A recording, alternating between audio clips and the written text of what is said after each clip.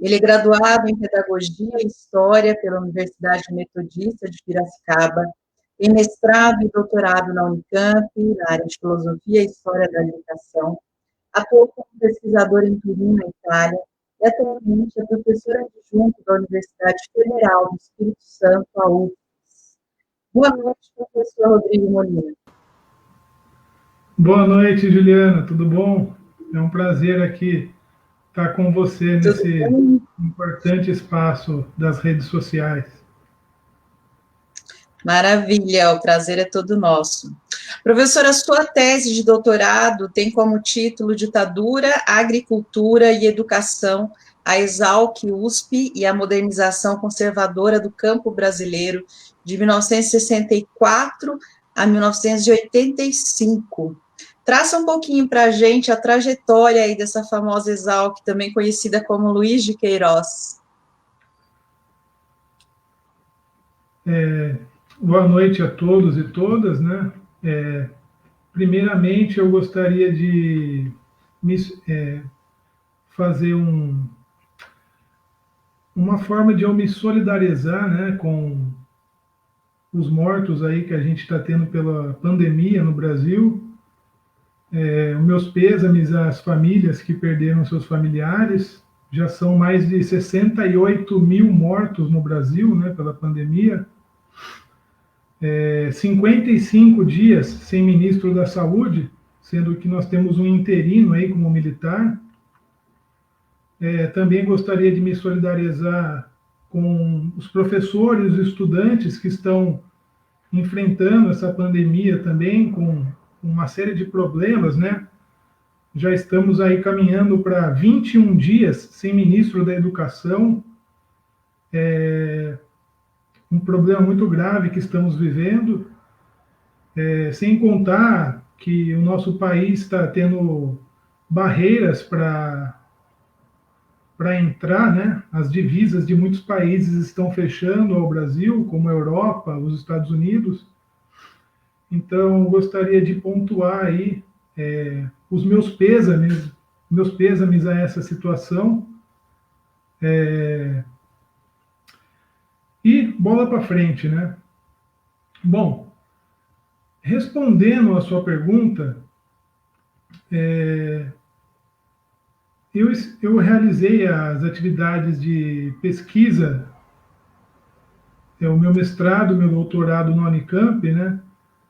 No qual eu, em conjunto com meu orientador, que foi o professor José Sanfelice, chegamos em conjunto, de acordo que o momento que a gente vivia naquela época era muito propício a realizar pesquisas referentes ao contexto da ditadura militar, né? Era idos de 2014, pesquisas borbulhando no Brasil inteiro sobre a ditadura, em decorrência da Comissão Nacional da Verdade, né?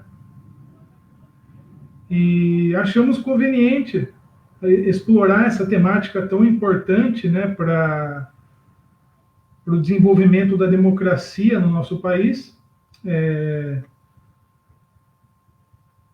Na minha trajetória de pesquisa, né, antes de trabalhar na Unicamp como pesquisador, eu realizei pesquisas no Museu da Universidade de São Paulo, em Piracicaba, no Museu da Exalc.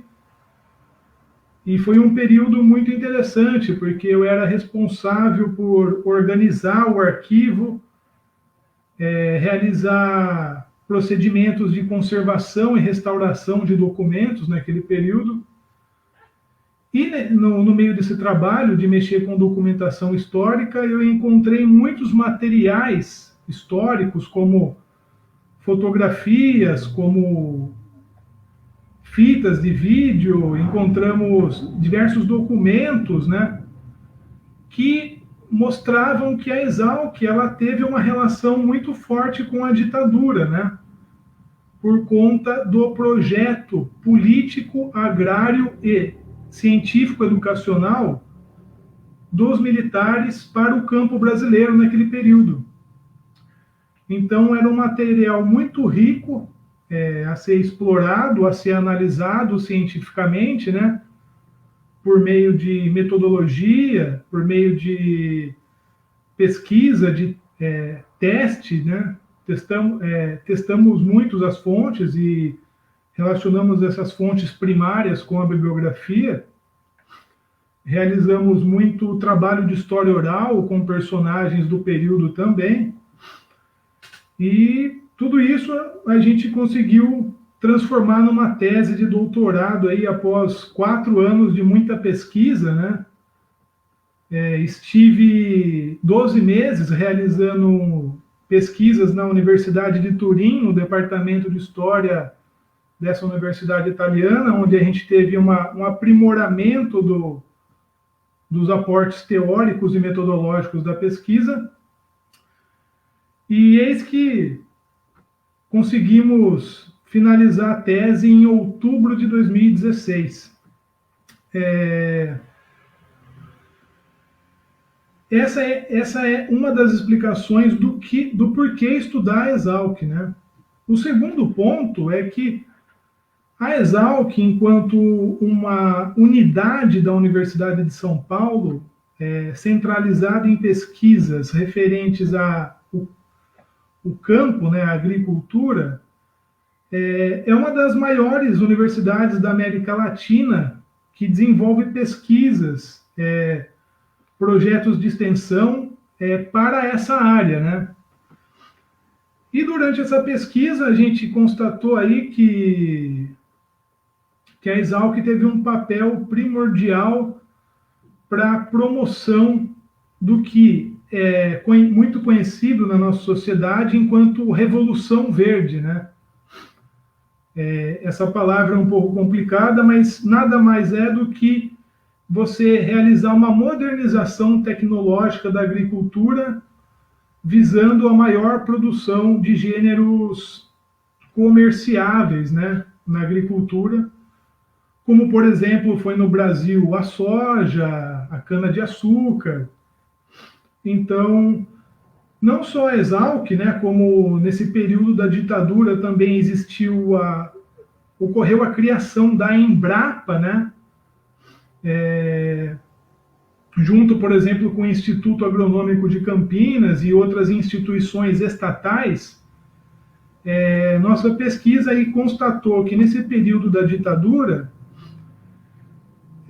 se não fossem os investimentos estatais em educação, em pesquisa e extensão, o que nós conhecemos hoje como agronegócio não existiria, né?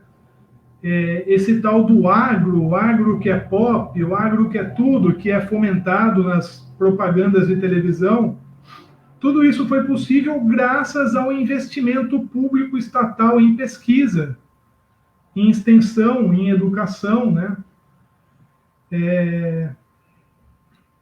Mais ou menos nesse sentido. E eu acho que é interessante pontuar também, no início dessa exposição, que existe uma grande diferença entre educação ruralista e educação do campo, né?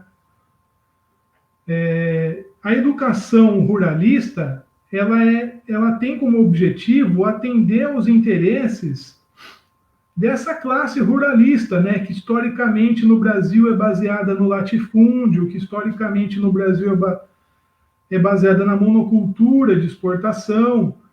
É uma educação forjada para atender aos interesses da classe ruralista brasileira. Em contrapartida, nós também temos propostas de educação rural contra-hegemônica, né?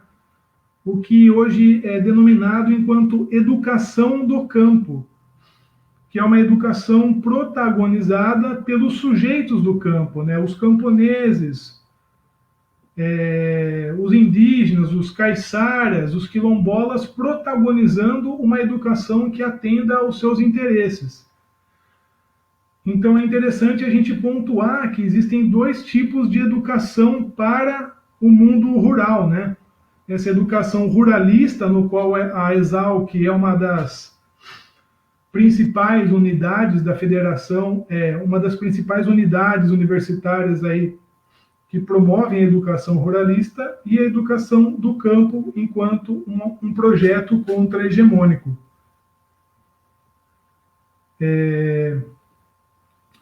Dentro dessa educação ruralista, a gente observa nas pesquisas um dualismo histórico, né? Escolas agrícolas destinadas para os filhos dos fazendeiros, escolas agrícolas destinadas a formar gerentes agrícolas, né, como a Exalc, e ao mesmo tempo nesse setor ruralista também foram criadas algumas escolas destinadas à formação de mão de obra para o campo, né?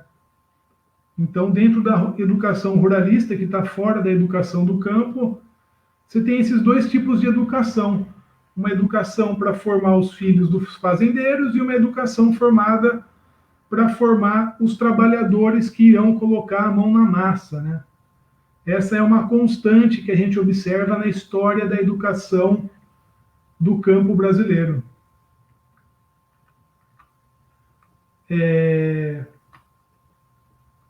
Bom, eu acho que eu vou precisar tomar um pouco de água aqui, dá licença.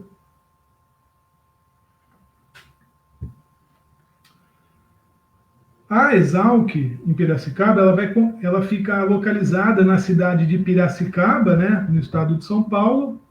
A cidade de Piracicaba fica mais ou menos a 170 quilômetros da capital paulista. E ano que vem a Exalc vai completar 120 anos de atividades acadêmicas, né? E é importante pontuar que essa universidade, né, que antes era uma escola de ensino técnico agrícola, ela foi inicialmente projetada pela iniciativa privada no ano de 1881, por meio de um empresário chamado Luiz de Queiroz. A escola chama Escola Superior de Agricultura Luiz de Queiroz, né? E Luiz de Queiroz, então, ele foi o idealizador dessa escola. Era um projeto, então, que surge pela iniciativa privada, né?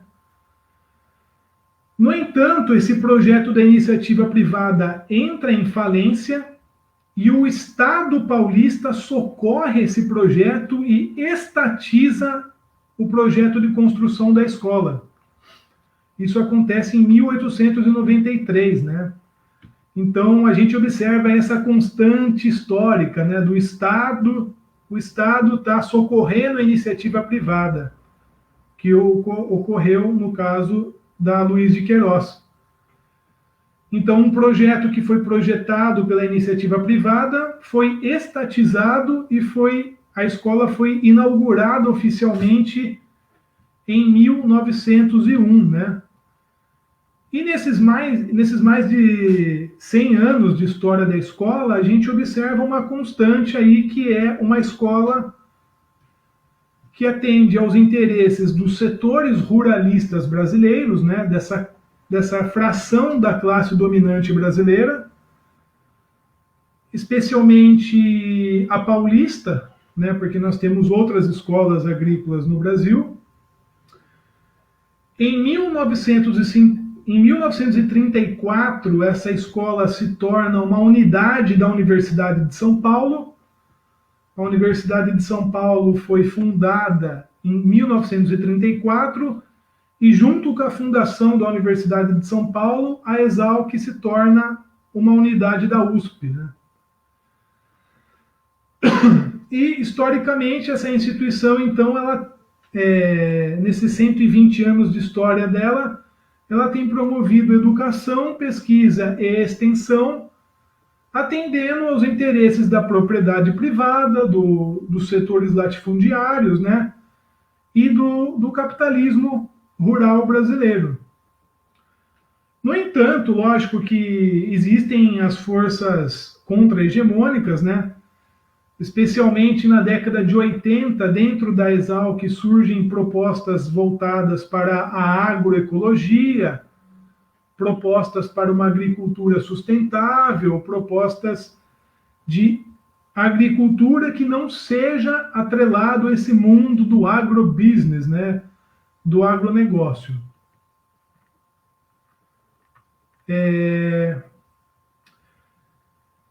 Durante a nossa pesquisa, como vocês podem saber, uma das principais coisas que nós fazemos no início de uma pesquisa é levantar problemáticas, né? Nós precisamos de problemas para solucionar, nós precisamos nos interrogar ao nosso objeto de estudo quais seriam algumas hipóteses, né, que precisam ser comprovadas por meio do estudo científico. E como o nosso objeto de estudo era Exalc, nós fizemos algumas perguntas para esse objeto, né? Porque não basta estudar Exalc em si. Por que eu vou estudar Exalc, né? Então, as 3 perguntas principais que a gente fez para esse objeto a Exalc, ela contribuiu para esse projeto da ditadura no campo brasileiro? Essa ditadura militar de 64 a 85 afetou internamente a Exalc de alguma maneira? Ocorreu algum tipo de resistência interna dentro da Exalc contra esses projetos da ditadura? Então, para solucionar esses problemas, nós nos recorremos ao método científico, né, uma teoria e uma metodologia científica, no qual nós elegemos o materialismo histórico dialético como nosso norte para solucionar esses problemas. E a pesquisa se iniciou, né? A gente, além dos arquivos da USP, além dos arquivos da Exalc, nós analisamos os arquivos presentes em São Paulo, na capital paulista, no Arquivo Público de São Paulo, onde nós encontramos muitos documentos históricos, especialmente documentos do extinto DOPS, né? O extinto DOPS que nos revelou que as agências de vigilância e repressão da ditadura tinham muita atenção à Exalc. E passamos a estudar, passamos a investigar. Como a Juliana ressaltou, a pesquisa ela foi desenvolvida na Universidade Estadual de Campinas, a Unicamp, dentro do grupo de estudos STED-BR, né? Então, não é que eu individualmente pesquisei, eu contei com a colaboração de outros pesquisadores, a colaboração de outros cientistas da área da história, da área da educação, da área da sociologia, da área da pedagogia, né? Tratou-se de um projeto coletivo, né?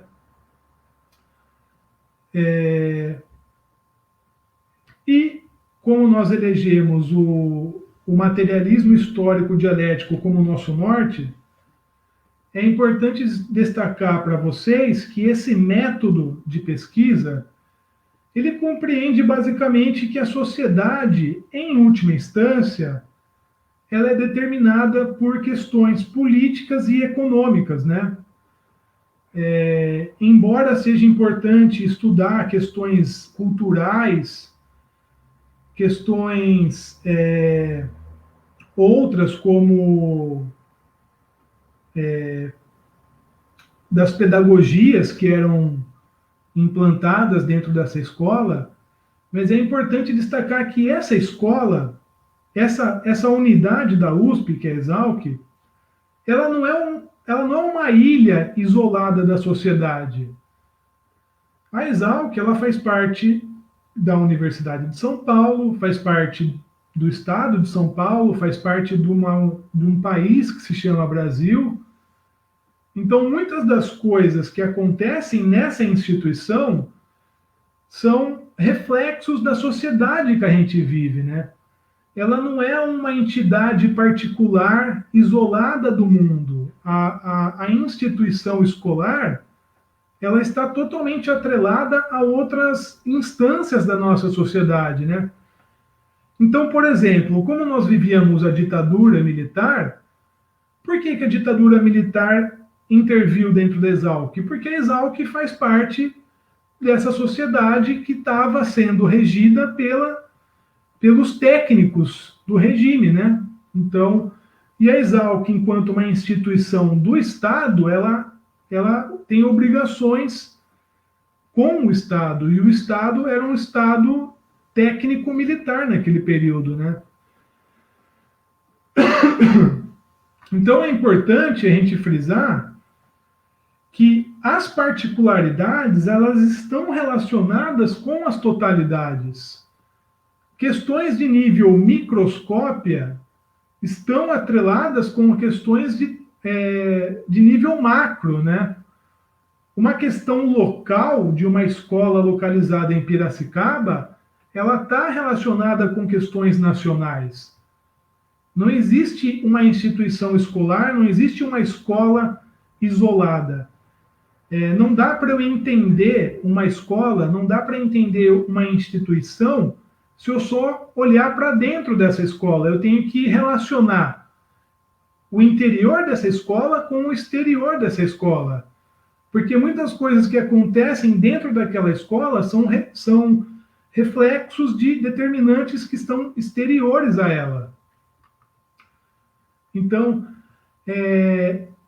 essa é uma questão importante da teoria e do método que a gente usou, né? Nenhuma escola é isolada, ela faz parte de uma totalidade articulada e integrada, né? Bom, e é importante, né, para o público que nos assiste, dizer que essa pesquisa ela foi submetida a uma banca avaliadora, né? Essa pesquisa ela teve alguns diagnósticos, ela teve algumas conclusões, só que essas conclusões que nós obtivemos, elas foram analisadas pelos nossos pares, né? Dentro da universidade, para você defender uma ideia, para você defender uma tese, você precisa passar por uma banca avaliadora. Então, outros professores, doutores, analisaram a nossa pesquisa e aprovaram ela, né? Essa pesquisa ela foi aprovada, ela foi avaliada, ela foi testada. Não é que eu resolvi escrever uma coisa que deu na minha cabeça e eu acho que isso é a verdade. Não. Essa pesquisa ela passou por uma avaliação, por uma banca avaliadora, que é o espírito científico universitário, né? A gente precisa testar as nossas hipóteses, nós precisamos testar as nossas teses, né? E na nossa pesquisa, a gente chegou basicamente em duas conclusões principais, que eu já disse para vocês no começo dessa exposição, né? Nos 120 anos de história da Exalc, então a Exalc ela foi um dos principais centros educacionais, científicos e culturais do ruralismo brasileiro, especialmente a fração paulista do ruralismo, totalmente ligada a interesses da oligarquia paulista, né? Como eu acabei de dizer para vocês no princípio, uma das conclusões principais é que, se não fosse investimentos estatais do Brasil, se não fossem investimentos estatais do próprio Estado de São Paulo, na promoção da educação, da ciência e da tecnologia, como eu disse, o tal do agronegócio, que é tão louvado pelos liberais, não existiria. E é muito engraçado, né, que os próprios liberais que querem desmontar o Estado não reconhecem que foi o Estado que conseguiu promover o que eles louvam diariamente como o agro que é pop, né? O agro que é pop foi possível pela universidade pública estatal, pelo investimento do Estado. E esses próprios liberais agora querem desmontar uma coisa que dá retorno para eles, né? Da mesma forma, agora na pandemia, né, a gente observa que esse desmonte do Estado, esse desmonte da educação, esse desmonte da ciência, só trazem prejuízos para o Brasil. A gente está perdido aqui no país, a gente não tem autonomia para fazer nada, a gente depende da China, a gente depende dos Estados Unidos, a gente depende da Europa. Nós temos um país de dimensões continentais que não consegue produzir uma vacina, por exemplo. Por que não? Nós temos cérebros, nós temos muitos doutores com muita capacidade para produzir, né? Só que o Estado brasileiro, agora, num processo de desmonte e privatização, faz com que o nosso país fique à deriva, né? Um país que tinha pesquisadores que projetavam aviões, como a Embraer, um país que tem, por exemplo, a Exalc, né, que produz pesquisa avançada para a área da agricultura. Agora a gente está cada vez mais à deriva, né, sem um projeto de nação, sem um projeto nacional. Nós estamos cada vez mais dependentes de potências estrangeiras, né, e isso é muito problemático, no meu ponto de vista. De certa forma, isso aconteceu na época da ditadura, né? Porque durante a ditadura ocorreu uma grande intervenção dos Estados Unidos por meio da USAID, a USAID, dentro da instituição exalquiana e outras instituições brasileiras, né? Então, existiu um processo de intervenção de estrangeiros nessa instituição que visavam promover o seu ideário de agricultura, o seu ideário de pesquisa, o seu ideário de ciência, né? O que, do meu ponto de vista, também é problemático, porque é um problema de soberania nacional você permitir que estrangeiros tentem ditar como as pesquisas deverão ser feitas, ditar como a educação agrícola deveria ser feita. Embora esses técnicos estrangeiros da USAID que vieram para a Exalc fossem pessoas até bem intencionadas, né, estavam querendo ajudar os pesquisadores brasileiros a criar a pós-graduação na Exalc, mas em última instância, esses técnicos estrangeiros, eles estão lá para defender os interesses dos seus países, né? Esses técnicos estrangeiros que ajudaram a fomentar a pós-graduação na Exalc, por exemplo, eles não estavam interessados em promover a independência do Brasil, eles estavam interessados em estar ali representando os interesses dos seus países, né, dos Estados Unidos, no caso. Então, foi muito problemático nesse período, foi um celeuma na época, né, esses acordos MEC-USAID, os famosos acordos MEC-USAID. A USAID já estava dentro da Exalc antes desses acordos entre o Ministério da Educação e o governo dos Estados Unidos. Importante ressaltar isso, né? E, bem, uma das constatações da nossa pesquisa também foi o que nós denominamos como modernização conservadora do campo. Professor, só mais uma pontuação aqui. Houve casos de perseguição aí nos anos de chumbo em relação aos alunos, aos professores, e quais foram, assim, houve também algumas medidas específicas em termos de governo aí na ditadura em relação à Exalc? Juliana, eu consegui entender que você me perguntou se ocorreram perseguições dentro da Exalc. Aí você fez outra pergunta, eu tive um problema na transmissão aqui, você poderia repetir, por favor? Claro, professor. Houve, assim, algumas medidas específicas, assim, constrangedoras, limitadoras em relação à atuação educacional na Exalc? Eu digo, assim, medidas provenientes do governo, à época? Bom, sim, nós tivemos casos de de perseguição. Eu vou começar pela última pergunta, então eu vou responder ela de forma do fim para o começo. Na década de 70, alguns professores da Exalc foram denunciados pelo então diretor da instituição, o nome dele era Salim Simão, para o DOPS, né? Essa documentação ela está no Arquivo Público do Estado de São Paulo, para quem quiser analisar.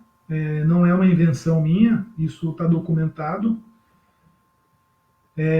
Alguns professores foram denunciados, como Rodolfo Hoffmann, Oriovaldo Queda, Ondalva Serrano, e o professor Moreira também teve problemas. Foram denunciados ao DOPS, o diretor entregou esses professores, o nome desses professores ao DOPS, como,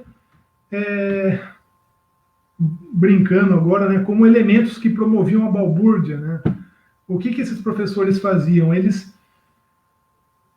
defendiam publicamente em suas aulas a reforma agrária. Muitos deles defendiam a reforma agrária, muitos deles defendiam também uma proposta de agricultura familiar. Muitos deles criticavam o regime militar nas suas salas de aula, nos seus textos, né? E por isso foram perseguidos, né? O que demonstra que sim, houve perseguição de professores.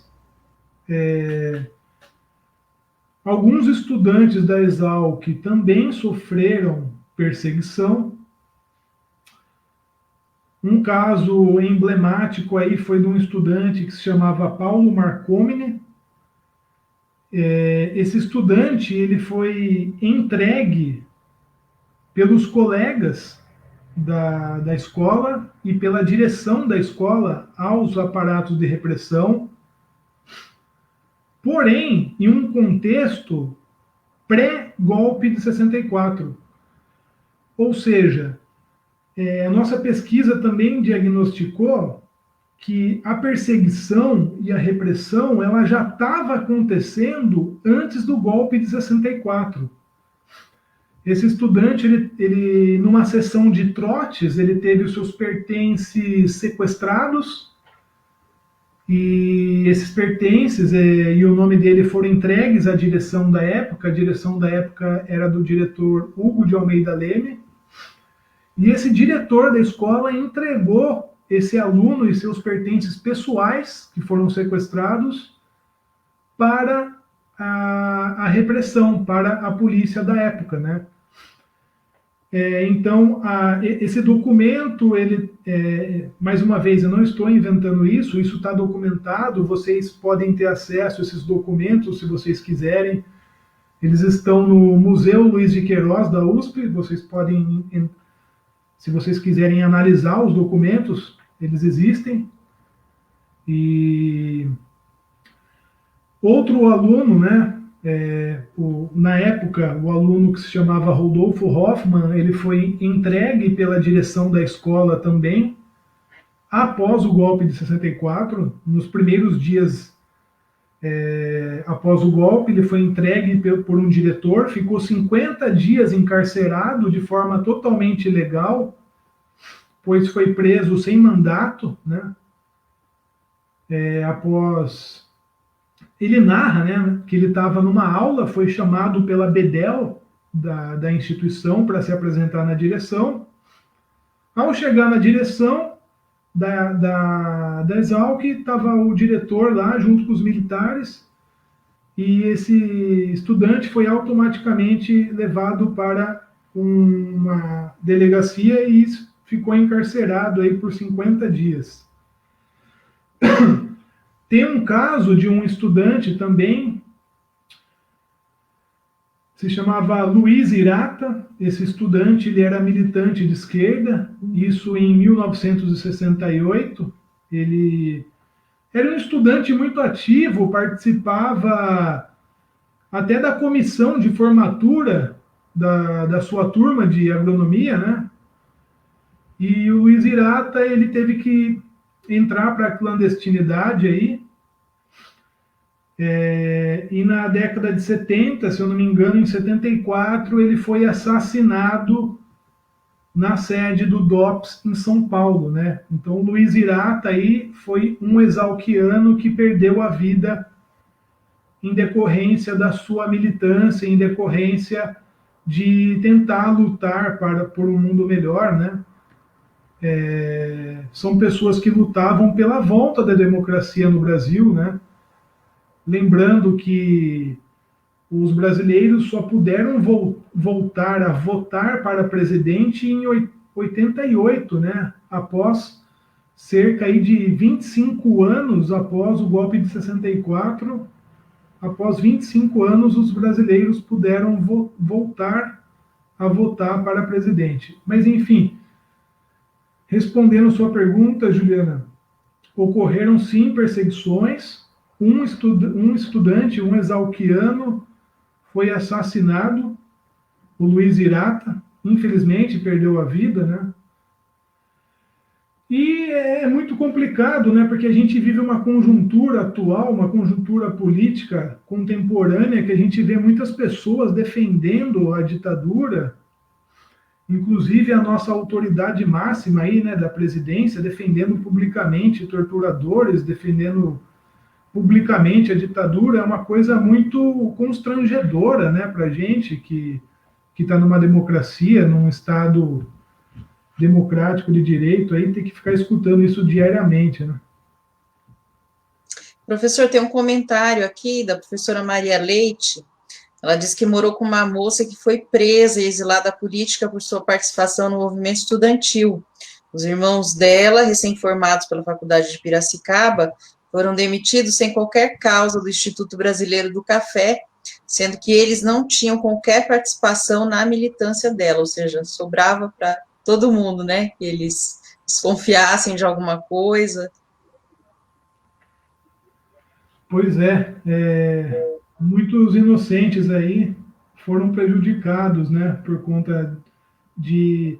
Porque não existia um processo, né, você era pego, era encarcerado ilegalmente, era torturado, não tinha um processo legal, não tinha o Estado democrático de direito jogado no lixo, né? Não existia nada, não existia nem habeas corpus.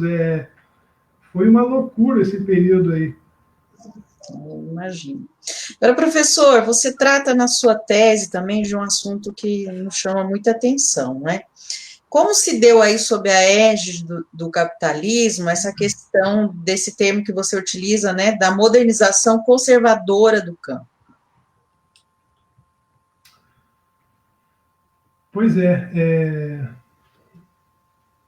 no nosso trabalho a gente interpreta como modernização conservadora esse projeto político, agrário e educacional da ditadura para o campo brasileiro, no qual a Exalc participou disso por ser uma instituição do Estado, né? Basicamente, o que seria uma modernização conservadora? É você modernizar os aparatos de produção, você modernizar o modo de produção, você modernizar as pesquisas. Por exemplo, a Exalc, ela utilizava e ainda utiliza a energia atômica, né? Existe na Exalc o SENA, que é um Centro de Energia Atômica Aplicada à Agricultura. Então, essa é uma modernização tecnológica, né, que o campo e a pesquisa agronômica sofreu. No entanto, essa modernização ela foi conservadora, porque ela preservou as estruturas sociais arcaicas do Brasil. Ou seja, você teve a modernização tecnológica, mas você não teve a modernização, por exemplo, da estrutura fundiária. Na ditadura militar, você teve concentração de terras na mão de poucas pessoas. você não teve uma distribuição das terras por meio da reforma agrária entre a população brasileira, né? É nesse período de modernização conservadora que, ao mesmo tempo que você tem tratores extremamente avançados tecnologicamente falando, você tem a expulsão de camponeses das terras, você tem a expulsão de índios das suas terras, muitas vezes assassinados, né?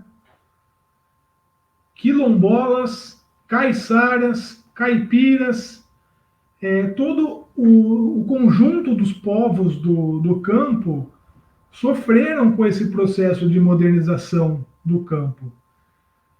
Então, ao mesmo tempo que você tem a modernização da produção por meio de conhecimento científico e tecnológico, você também tem a conservação da estrutura agrária, a conservação das desigualdades estruturais brasileiras.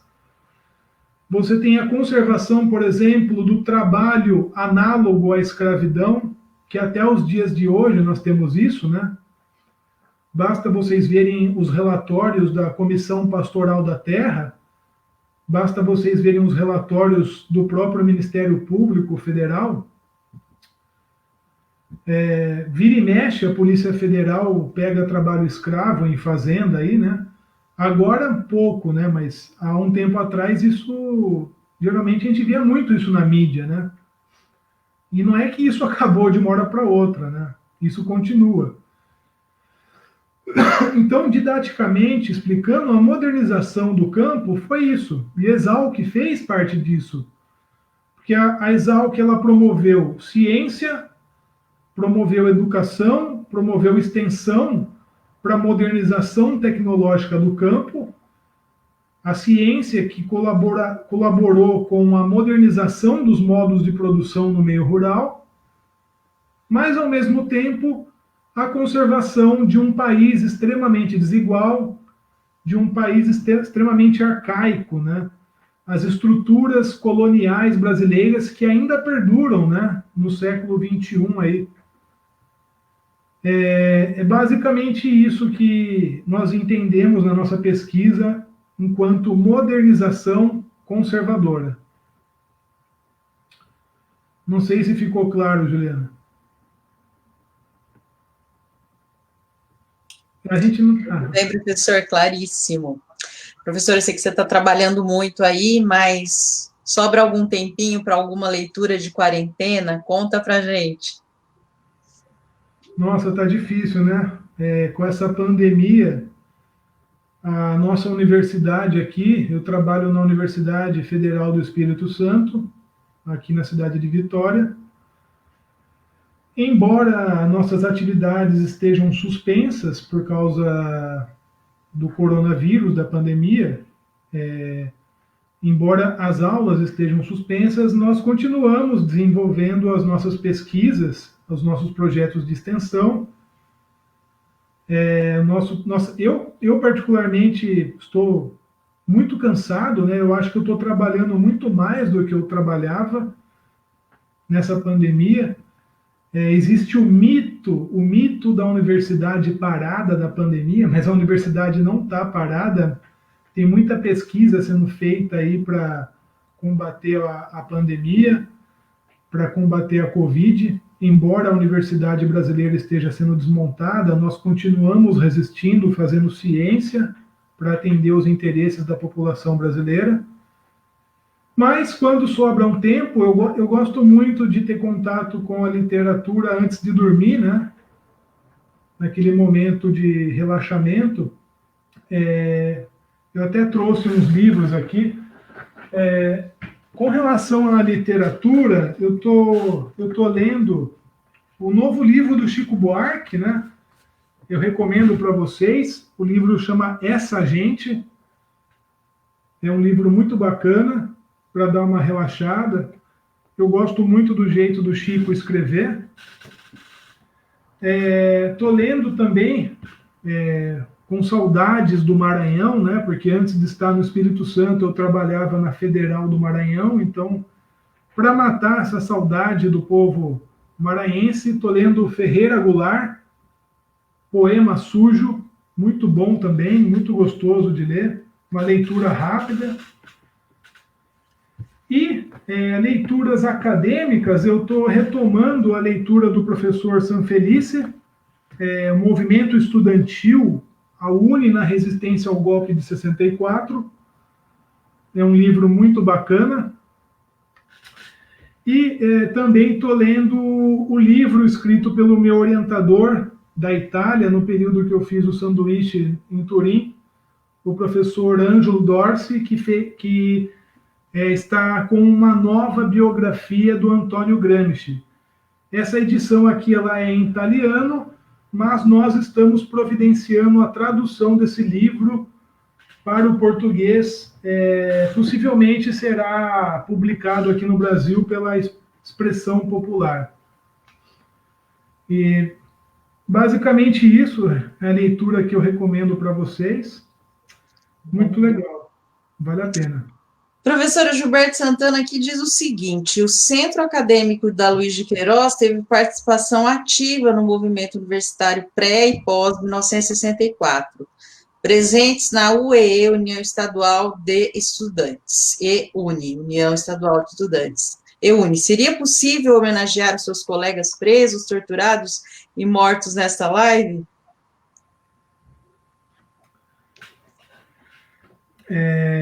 Então, é interessante, né, falar sobre o Centro Acadêmico da Exalc, porque o Centro Acadêmico da Exalc chama CALC, Centro Acadêmico Luiz de Queiroz. E o CALC ele teve uma participação muito contraditória durante a ditadura. Por que eu falo contraditória? Porque o CALC, durante o golpe de 64, ele era hegemonizado por forças de direita. Então, o Centro Acadêmico da Exalc, durante o golpe, ele apoiou oficialmente o golpe de 64.